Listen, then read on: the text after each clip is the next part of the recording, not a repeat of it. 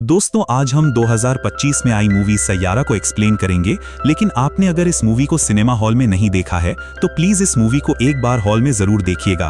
और जो लोग इस मूवी को देख चुके हैं और स्टोरी को फिर से समझना चाहते हैं उनके लिए इस वीडियो को शुरू करते हैं।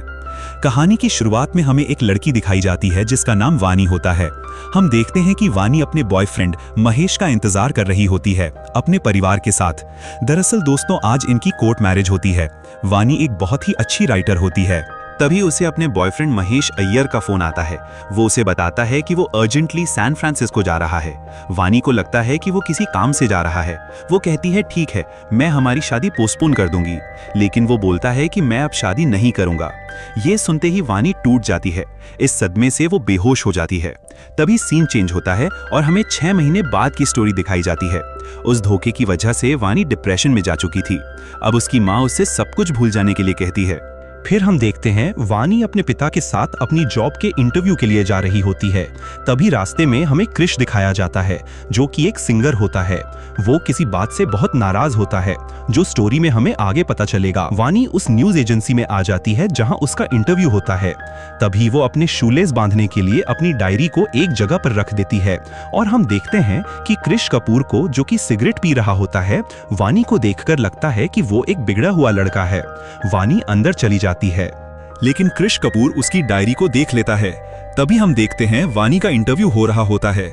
वो लोग वानी को इंटर्नशिप पर रख लेते हैं। तभी क्रिश कपूर उसे उसकी डायरी वापस करता है और कहता है तुम काफी अच्छा लिखती हो।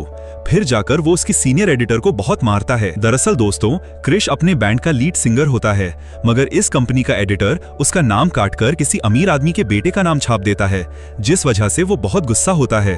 वो वापस जाकर अपनी बैंड के लोगों से भी झगड़ा करना शुरू कर देता है। वो बोलता है कि तुम लोग पैसे वाले हो लेकिन मैं भी टैलेंटेड हूँ, और वो सब नाराज होकर वहां से चले जाते हैं और क्रिश से बोलते हैं अकेले करके दिखा शो। फिर क्रिश कपूर हॉल के अंदर परफॉर्म करने जाता है और वो अकेले ही एक गाना गाता है। दरअसल दोस्तों इस गाने के बोल उसने वानी की डायरी से पढ़े थे और वो उन लाइनों को वहां पर गुनगुनाते हुए गाना गाना शुरू कर देता है, जो वहां के लोगों को बहुत अच्छा लगता है। दूसरी तरफ हमें वानी को भी दिखाया जाता है जो बारिश में भीग रही होती है और कोशिश कर रही है पुरानी बातों को भुलाने की। तभी क्रिश अपना कॉन्सर्ट खत्म करके अंदर आता है। पीछे से उसका दोस्त भी वापस आता है उसके पास। दरअसल दोस्तों ये दोस्त क्रिश का बहुत ही लॉयल फ्रेंड है, और ये जो अपने घर से पैसे अपनी पढ़ाई के लिए मांगता था, वो पैसे ये क्रिश के कॉन्सर्ट म्यूजिक एल्बम्स पर खर्च करता है। क्रिश इससे भी बहुत नाराज होता है। वो उसकी बात भी नहीं सुनता और एक बाथरूम में अंदर चला जाता है। इसके बाद क्रिश का दोस्त उस पर बहुत गुस्सा करता है और उसे छोड़कर जाने की धमकी देता है। तभी उसको अंदर से जोर जोर से कुछ गिरने की आवाज आती है। उसको लगता है क्रिश खुद को चोट पहुंचा रहा है। वो दरवाजा जोर जोर से खटखटाता है। तभी अंदर से एक लड़की निकलती है और फिर क्रिश भी उसके अंदर से निकलता है और वो अपने दोस्त से पूछता है कि 10 मिनट भी नहीं रह सकता तू। क्रिश का दोस्त उसे प्रिंस के बारे में बताता है। दोस्तों प्रिंस एक बहुत ही बड़ा सुपरस्टार है जो कि रैप करता है। काफी समय से अच्छे लिरिक्स न मिलने की वजह से उसके गाने नहीं चल पा रहे थे, जिस वजह से उसके मैनेजर ने क्रिश को और उसके दोस्त को अप्रोच किया था। साथ ही साथ वो म्यूजिक एल्बम पर क्रिश के नाम कॉपीराइट और प्रमोशन के लिए भी मान जाते हैं, लेकिन उन्हें गाना सिर्फ 5 दिन के अंदर ही चाहिए था। इसके बाद हमें विनीत को दिखाया जाता है जो कि प्रिंस का मैनेजर होता है। वो क्रिश को डील की शर्तें समझाता है और कहता है मुझे गाना सिर्फ 5 दिनों के अंदर चाहिए। क्रिश का दोस्त मना करता है, कहता है इतनी जल्दी नहीं हो पाएगा। तभी क्रिश वहां पर वानी को देखता है जो कि अपने चैनल के काम से प्रिंस का इंटरव्यू लेने आई होती है, मगर सिक्योरिटी वाले उसे अंदर नहीं जाने देते। तभी वहां पर क्रिश आता है। वो सिक्योरिटी वालों से कहता है कि ये मेरे साथ है और उसे अंदर बुलाता है।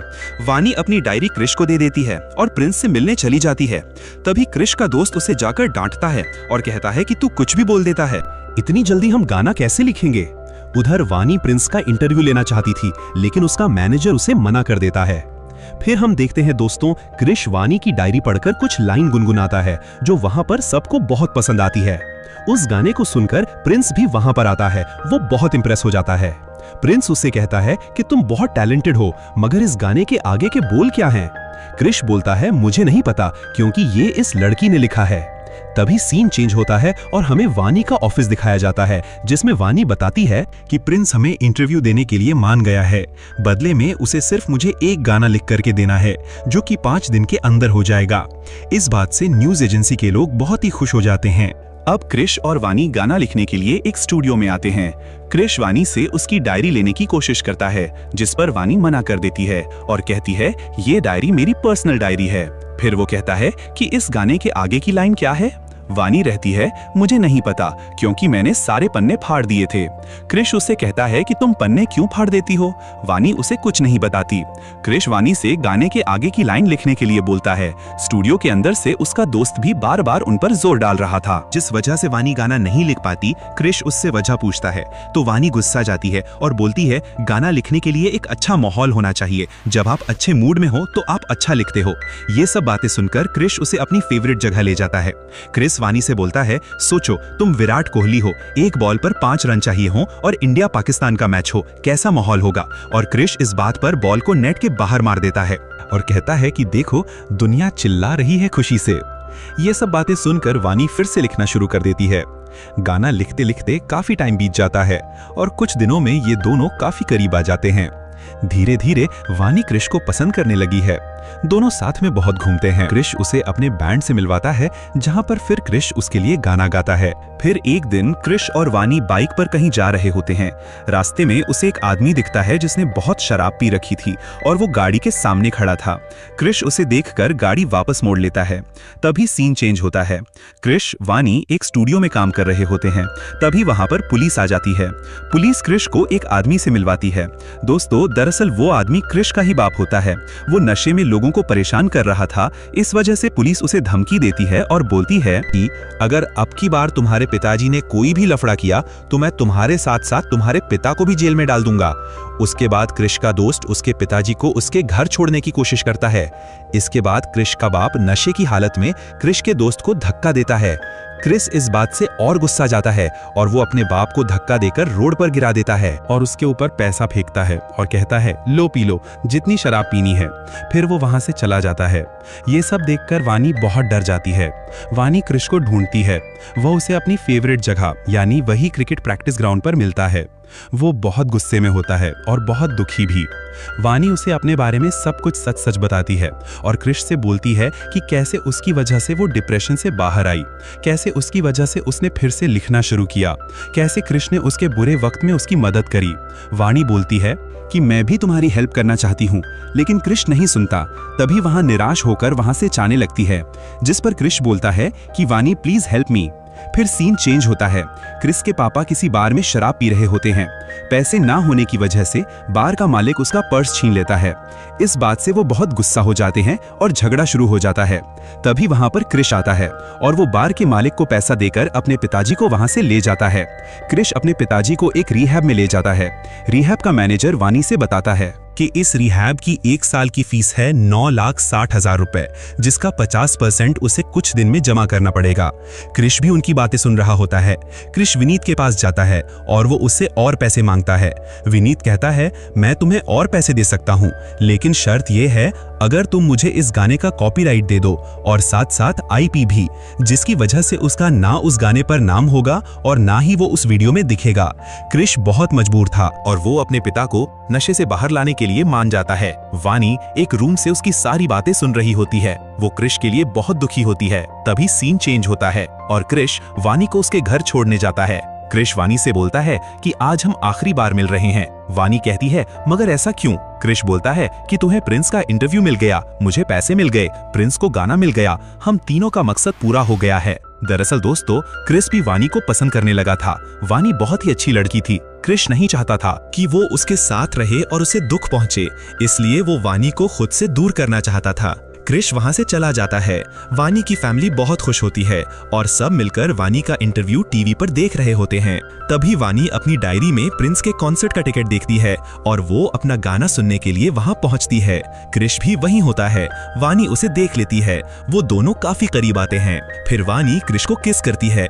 फिर ये दोनों वहां से निकल आते हैं और दोनों एक दूसरे के साथ काफी अच्छा टाइम स्पेंड करते हैं। वानी क्रिश से उसके दोस्तों के बारे में पूछती है। वो बताता है कि वो मुझे छोड़कर भाग गए। वानी बोलती है कि वो तुम्हें नहीं छोड़कर भागे, तुम उन्हें छोड़कर भाग रहे हो, और क्रिश को क्रिश के दोस्तों के पास ले जाती है। इसके बाद उसके दोस्त भी उसे माफ कर देते हैं। वानी क्रिश के लिए और भी गाने लिखती है, जो गाने वो अपने फ्रेंड्स के साथ मिलकर फेसबुक और यूट्यूब पर डालता है। उसके बाद लोग उसके गानों को बहुत पसंद करते हैं।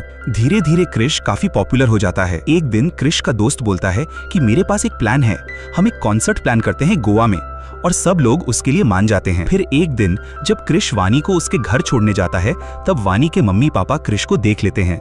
वानी बहुत डर जाती है और वो सीधे घर चली जाती है। क्रिश भी उन्हें देखकर घबरा जाता है। वानी की माँ घर के अंदर आती है। वो वानी से पूछती है कि वो लड़का कौन है, वो भी लड़का पहले वाले की तरह तो नहीं है जो तुझे धोखा दे देगा। वहाँ वानी की माँ उस पर बहुत प्रेशर डालती है। तभी क्रिस वानी का बैग लेकर वानी के घर आता है। वह बैग उसके पिताजी को देता है। क्रिश दरवाजे पर खड़ा सारी बातें सुन रहा होता है, जो बातें वानी की माँ वानी को बोल रही होती है। इसी दौरान वानी बेहोश होकर गिर जाती है। फिर हमें हॉस्पिटल का सीन दिखाया जाता है। डॉक्टर कुछ टेस्ट्स के लिए बोलते हैं। क्रिश भी बाहर वानी का इंतजार कर रहा होता है। वानी की माँ क्रिश को रोक लेती है। वो क्रिश से बोलती है कि वानी ने पहले भी बहुत दुख देखा है, तुम उसे और दुख मत देना। तभी वानी के पिता उसकी माँ को वहां से ले जाते हैं। क्रिश वानी से मिलता है और कहता है कि हम दोनों शादी कर लेते हैं, लेकिन वानी कहती है कि तुम्हें मम्मी ने जरूर कुछ कहा है। वो बोलती है तुम इन सब बातों पर ध्यान ना दो, सबसे ज्यादा इंपॉर्टेंट है तुम्हारा सुपरस्टार बनना। इसके बाद वानी हॉस्पिटल से डिस्चार्ज होकर घर चली जाती है और क्रिश अपने कॉन्सर्ट के लिए गोवा निकलने वाला होता है। रास्ते में उसे भीड़ रोक लेती है। क्रिश सोचता है कि ये सब लोग कौन हैं। वो बस की छत पर चढ़ जाता है, जहां पर उसका दोस्त उसे बताता है कि ये भीड़ तेरे लिए आई है, तू स्टार बन गया है भाई। और तभी हम देखते हैं कि प्रिंस का मैनेजर विनीत भी क्रिश से मिलने आता है। दूसरी तरफ डॉक्टर वानी का चेकअप कर रही होती है। डॉक्टर कहती है कि तुम्हारी रिपोर्ट्स में कोई भी बीमारी हमें नहीं पता चली है, लेकिन डॉक्टर को एक शक था, जिसको दूर करने के लिए वो वानी का एक टेस्ट लेती है। वो वानी से बोलती है कि मैं तुम्हें एक एड्रेस बताती हूँ और तुम्हें कोशिश करनी है कि तुम्हें वो एड्रेस याद रहे। तभी वानी डॉक्टर से एड्रेस सुनते ही अपने बैग में हाथ डालकर अपनी डायरी निकाल लेती है। डॉक्टर कहती है तुम ये क्या कर रही हो? तभी वानी बोलती है सॉरी, मुझे चीज याद नहीं रहती, इसीलिए मैं डायरी में लिख लेती हूँ। डॉक्टर उसे बेसिक सवाल पूछती है, जैसे कि आज तारीख क्या है। वानी उसे आज की तारीख भी नहीं बता पाती। फिर डॉक्टर बताती है कि आज 14 फरवरी 2025 है। फिर वो डॉक्टर पूछती है तुम्हारे छोटे भाई की उम्र क्या है। वानी उसे पहले 12 साल बताती है, फिर वो थोड़ी देर बाद कहती है 13 साल। फिर डॉक्टर वानी से पूछती है कि मैंने जो तुम्हें एड्रेस बताया था, क्या तुम मुझे बता सकती हो? वानी वो भी भूल जाती है। फिर से डॉक्टर उसे आज की तारीख पूछती है। वानी फिर उन्हें तारीख नहीं बता पाती। डॉक्टर समझ जाती है कि वानी को क्या प्रॉब्लम है। डॉक्टर वानी से बोलती है कि क्या तुम्हारे साथ कोई तुम्हारी फैमिली का मेंबर आया है? वानी मना करती है। तब डॉक्टर उसे ही उसकी प्रॉब्लम बताती है। वो बताती है कि तुम्हें अल्जाइमर है। ये बीमारी 65 साल से ऊपर के लोगों को होती है, लेकिन करोड़ों लोगों में कुछ लोग ऐसे भी होते हैं जिन्हें ये बीमारी कम उम्र में ही हो जाती है। तुम उन्हीं में से एक केस हो। वो वानी से बताती है कि अभी तुम नॉर्मल चीज भूल जाती हो, जैसे कि तारीख वगैरह। आने वाले टाइम में तुम अपना नाम तक भूल जाओगी। वानी ये सब सुनकर बहुत डर जाती है, क्योंकि उसके सिम्टम्स तेज हो चुके थे। वो बहुत सारी चीज भूलना शुरू कर चुकी थी। वो वानी से बोलती है कि तुम्हें सबको ये बात बतानी पड़ेगी, क्योंकि तुम अकेले नहीं लड़ पाओगी इस बीमारी से। ये सब सोचते हुए वानी अपने घर जा रही थी। तभी क्रिश उसे रास्ते में मिलता है। वानी उसे बताने की कोशिश करती है, लेकिन क्रिश इतना खुश होता है कि वो उसे नहीं बताती। क्रिश वानी से बोलता है कि मैं तुम्हें कभी छोड़कर नहीं जाऊंगा। दूसरे दिन वानी अपने ऑफिस में पहुंचती है, जहां पर उसे उसका एक्स बॉयफ्रेंड महेश मिलता है, जो कि उसकी कंपनी को खरीदने आया था। वो वानी को देखकर बहुत खुश हो जाता है। वो उसकी बातें सुनती है। तभी सीन चेंज होता है। क्रिश एक कॉन्सर्ट के लिए निकल रहा होता है। वानी उसे बताती है कि मैं जॉब छोड़ रही हूँ, और वो गुस्से में क्रिश का बैग पैक करने लगती है। क्रिश वानी से पूछता है कि तुम ये क्यों कर रही हो? हम दोनों ने पहले से ही अपना बैग पैक कर लिया है। और क्रिश वहां से चला जाता है। फिर वानी शाम को अपने ऑफिस की पार्टी में जाती है, जहां पर वो महेश से मिलती है। तभी वो वापस से सब कुछ भूल जाती है और वो महेश को ही अपना बॉयफ्रेंड समझ लेती है। वानी बोलती है कि हमारी शादी हो रही है। इस बात को सुनकर महेश बहुत हंसता है। वानी उसका हाथ पकड़ लेती है। दरअसल दोस्तों, वानी वापस से उस समय में चली गई थी जब महेश उसका बॉयफ्रेंड था। महेश कहता है नहीं, ऐसा कुछ नहीं है। वानी बहुत चिल्लाती है। तभी महेश की बीवी वहां पर आ जाती है। वानी फिर से नॉर्मल हो जाती है और रोते हुए वहां से चली जाती है, लेकिन वो अपना बैग वहीं भूल जाती है। क्रिश वानी को काफी बार फोन करता है और उसका फोन वहां का एक सिक्योरिटी गार्ड उठा लेता है और वह क्रिश को सारी बातें बता देता है। क्रिश कॉन्सर्ट छोड़ के उसी जगह पर पहुंचता है जहां पर वानी का बैग मिलता है और उसे बैग में वानी की रिपोर्ट्स भी मिलती हैं। क्रिश अब जान चुका था कि वानी को क्या प्रॉब्लम है। वो वानी को ढूंढते हुए वहीं पहुंचता है जहां पर वो क्रिकेट की प्रैक्टिस किया करता था। वानी क्रिश को याद करके क्रिकेट की प्रैक्टिस कर रही होती है। तभी क्रिश वहां आता है और वो वानी को सिखाता है कि शॉट मारते कैसे हैं। वानी गुस्सा जाती है कि तुम कॉन्सर्ट में क्यों नहीं गए।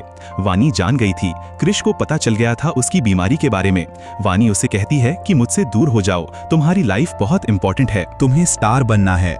लेकिन क्रिश ऐसा नहीं करता। वो कहता है कि मैं तुम्हारे साथ हमेशा रहूंगा, चाहे कुछ हो जाए। दूसरे दिन वानी, उसके माता पिता और क्रिश को एक अस्पताल में दिखाया जाता है, जहां पर डॉक्टर उसे बताती है कि वानी को किसी अच्छी जगह पर आप लोग लेकर जाओ जहां पर पेड़ पौधे, शांति हो। फिर क्रिश वानी को एक ऐसी जगह लेकर जाता है जहां पर उन दोनों के सिवा कोई नहीं था। क्रिश और वानी एक दूसरे के साथ रहते हैं और बहुत अच्छा टाइम बिताते हैं। क्रिश वानी को बाइक चलाना सिखाता है, क्रिकेट खेलना सिखाता है। अब ऐसे ही कई महीने बीत जाते हैं। फिर एक दिन क्रिश के दोस्त उसे लाइव कॉन्सर्ट से वीडियो कॉल करते हैं और उसे वहां बुलाते हैं, लेकिन क्रिश वानी की वजह से वहां नहीं जाना चाहता था। इनकी बातें वानी सुन लेती है और क्रिश से कहती है कि तुम्हें वहां जाना चाहिए। वो क्रिश को मना लेती है। अब हमें कॉन्सर्ट वाला दिन दिखाया जाता है। वानी बहुत ज्यादा खुश होती है। वो कहती है कि तुम जब वहां परफॉर्म करोगे तो मैं तुम्हारे गाने पर यहां से शोर मचाऊंगी। फिर क्रिश परफॉर्म करने के लिए निकल जाता है। वानी शो शुरू होने का वेट करती है। तभी देखती है कि वहां पर मुकेश आता है और वो बताता है कि वानी, दरअसल मैं तुम्हारे ही लिए मैंने उस कंपनी को खरीदा था और मैं तुम्हें पसंद करता हूं। वानी फिर से सब कुछ भूल जाती है और अपने पास्ट में चली जाती है। वो मुकेश के साथ एक कमरे में चली जाती है जहां पर मुकेश उसका गलत फायदा उठाना चाहता था और वानी को कुछ भी याद नहीं था, इसलिए वो उसे मना नहीं करती। थोड़ी देर बाद क्रिश देखता है कि वानी वहां पर नहीं है। वो कॉन्सर्ट छोड़कर वानी को ढूंढने के लिए आता है। जिस कमरे में मुकेश और वाणी होते हैं, उसी कमरे में क्रिश आ जाता है। वह मुकेश को बहुत मारता है। दरअसल दोस्तों, मुकेश ने इस कॉन्सर्ट को भी ऑर्गेनाइज किया था और वो क्रिश को धमकाता है कि मैं तुम्हारा ऑर्गेनाइजर हूं, लेकिन क्रिश नहीं सुनता और उसको बहुत मारता है। तभी वानी वहां पर आ जाती है और उसके हाथ में एक चाकू होता है। वो क्रिश को बोलती है कि मुकेश से दूर हो जा। क्रिश, जिसको पता था कि वानी शायद फिर से सब कुछ भूल गई है, क्रिश ऐसा नहीं करता तो वानी उसके हाथ में चाकू मार देती है। मुकेश वहां से भाग जाता है। वानी भी उसके पीछे भागना चाहती है, लेकिन क्रिश उसे रोक लेता है और वानी बेहोश हो जाती है। क्रिश वानी को घर ले आता है। फिर हम देखते हैं कि क्रिश का दोस्त विनय से बात करता है कि ऑर्गेनाइजर मुकेश ने क्रिश को बैंड से निकाल दिया है, जिस पर उसका दोस्त ऑर्गेनाइजर पर गुस्साता है। तभी क्रिश अपनी मरहम पट्टी करने के लिए जब अपने कमरे में आता है, पीछे से उसका बाप भी आ जाता है, जो क्रिश को बोलता है कि तुम्हारी माँ के मरने के बाद मैंने तुम्हारा कभी भी ध्यान नहीं रखा और शराब में डूब गया। वह क्रिश को समझाता है कि अपनी मोहब्बत के लिए अपने करियर को मत खत्म करो। दूसरे दिन सुबह क्रिश एक कमरे में बैठकर पियानो बजा रहा होता है। तभी वानी आती है और कहती है, आज तुम्हारा शो है, मैं तैयार हो जाती हूँ। लेकिन क्रिश बोलता है कि कल शो हो गया। वानी को लगता है फिर से वो सब भूल गई। क्रिश पियानो पर एक धुन बजाता है, जिस धुन को सुनकर वानी बोलती है कि ये धुन तुमने कब बनाई। क्रिश बताता है कि ये धुन उसने अपने एक दोस्त के लिए बनाई है, जिसकी गर्लफ्रेंड उसे छोड़कर बहुत दूर जाने वाली है। लेकिन मैं इस गाने के लिरिक्स नहीं लिख पा रहा हूँ। वानी बोलती है कि जब तुम लौट कर आओगे तब मैं ऐसे लिरिक्स तुम्हें लिख कर दूंगी जिसके बाद तुम्हारे दोस्त की गर्लफ्रेंड जहां कहीं भी होगी वो उसके पास वापस आ जाएगी। क्रिश बहुत इमोशनल हो जाता है और वो वहां से जाने लगता है। तभी वानी उसका हाथ पकड़ लेती है और कहती है कि आई लव यू महेश। तब क्रिश समझ जाता है कि वानी के सिम्टम्स और तेज हो गए हैं और अब वो उसका नाम तक भूलने लगी है। क्रिश उसके माथे पर किस करता है और वहां से चला जाता है। क्रिश स्टूडियो पहुंचता है और वो अपने दोस्तों से कहता है कि मैं ग्रुप छोड़ रहा हूं, मैं जाकर के महेश से सॉरी बोल देता हूं। इसके बाद उसका दोस्त गुस्सा जाता है और वो कहता है कि वानी को देखने के लिए उसके माँ बाप हैं, दुनिया तुम्हारा वेट कर रही है, लाखों लोग तुम्हारे कॉन्सर्ट में आने का इंतजार कर रहे हैं। मगर क्रिश कहता है, हाँ ये मेरा सपना था कि लाखों लोग मेरा नाम ले, लेकिन मैं क्या करूंगा ऐसे भीड़ का जिसमें मेरी वानी ही ना हो। क्रिश के दोस्त नाराज होकर वहां से चले जाते हैं। क्रिश वापस उसी जगह पहुंचता है, वानी को ढूंढता है, लेकिन वानी कहीं नहीं होती। दोस्तों, दरअसल क्रिश अपना कैरियर ना खत्म कर ले, इस वजह से वानी सबको छोड़कर कहीं चली जाती है। वानी के माँ बाप एफआईआर करते हैं। पुलिस कहती है ठीक है, ढूंढने की कोशिश करेंगे, लेकिन इस तरह के केस वाले लोग कभी नहीं मिलते। उसको सुनकर उसके माँ बाप बहुत रोते हैं। क्रिश भी बहुत परेशान होता है। वो रात को फिर अपने घर जाता है। फिर उसे वहां वानी की डायरी मिलती है।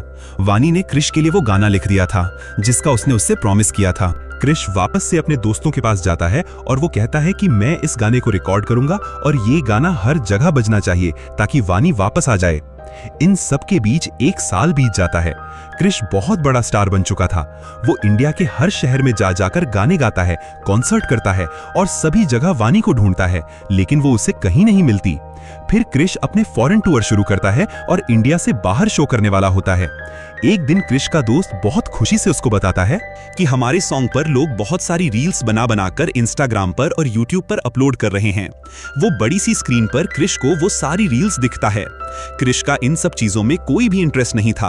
वो एक जगह पर गुमसुम बैठकर बस वानी के बारे में ही सोच रहा था। तभी क्रिश के दोस्त को एक ऐसी रील मिलती है जिसमें वो पीछे वानी को देख लेता है। वो रील को जूम करता है जिसमें वानी का चेहरा दिख रहा था। क्रिश भी स्टेडियम के एक कोने से ये सब देख लेता है और वो भागता हुआ उस स्क्रीन के पास पहुंचता है जहां पर उसे पता चलता है कि ये रील हिमाचल की है। अब क्रिश का दोस्त उसके लिए एक चार्टर्ड प्लेन बुक करता है ताकि वो जल्द से जल्द हिमाचल पहुंच सके। विनय उसे मना करता है, लेकिन क्रिश उसकी बात नहीं मानता और वो सीधे वानी के पास पहुंच जाता है जहां उसे पता चलता है वानी एक महिला आश्रम में रहती है। फिर एक महिला उसे वानी के कमरे में ले जाती है जहां पर क्रिश देखता है कि वानी ने उसके सारे इंटरव्यूज, फोटोग्राफ्स को अपनी दीवार पर लगा रखा है। फिर वो महिला उसे बताती है कि काफी समय से वानी की याददाश्त वापस नहीं आई है। दोस्तों, दरअसल वानी के जो सिम्टम्स थे वो बहुत ज्यादा बढ़ चुके थे और अब वो कुछ घंटे के लिए नहीं बल्कि कई दिनों तक चीज भूलने लगी थी। क्रिश बाहर गैलरी में वानी से मिलता है। वो वानी से हाय बोलता है। वानी भी जवाब में उसे हाय बोलती है और उसका नाम पूछती है। क्रिश बताता है कि मैं एक सिंगर हूँ और मैं एक अच्छा गाना लिखने वाले को ढूंढ रहा हूँ। वानी बताती है कि मैं कुछ नहीं लिख पाती। अब क्रिश बोलता है, जब हमें कुछ अच्छा लिखना होता है, अच्छी जगह जाना पड़ता है, तो तुम्हें इंस्पिरेशन चाहिए, जिसके लिए तुम्हें बाहर निकलना पड़ेगा। क्रिश उसे एक मैदान में ले जाता है जहां पर बच्चे क्रिकेट खेल रहे होते हैं। क्रिश उसे याद दिलाने की बहुत कोशिश करता है। वो फिर से विराट कोहली के शॉट को मिमिक करने की कोशिश करता है, लेकिन वानी को कुछ याद नहीं आता। वो दोबारा से ट्राई करता है कि शायद इस बार वानी को कुछ याद आ जाए, लेकिन फिर से वानी को कुछ याद नहीं आता। क्रिश जैसे ही तीसरी बार कोशिश करने वाला होता है, वानी पीछे से चिल्लाती है क्रिश का नाम। अब वानी की याददाश्त आ गई थी। वो क्रिश को मिलकर बहुत खुश होती है। वो क्रिश को गले लगाती है। तभी हम दिखाया जाता है कि क्रिश और वानी अब दोनों साथ में रहने लगे हैं और दोनों की शादी भी होने वाली है और ये मूवी यहीं पर खत्म हो जाती है। दोस्तों, अगर ये मूवी आपको अच्छी लगी हो तो प्लीज वीडियो को लाइक करें, चैनल को सब्सक्राइब करें। मिलते हैं आपसे किसी और वीडियो में। तब तक के लिए गुड बाय, जय हिंद।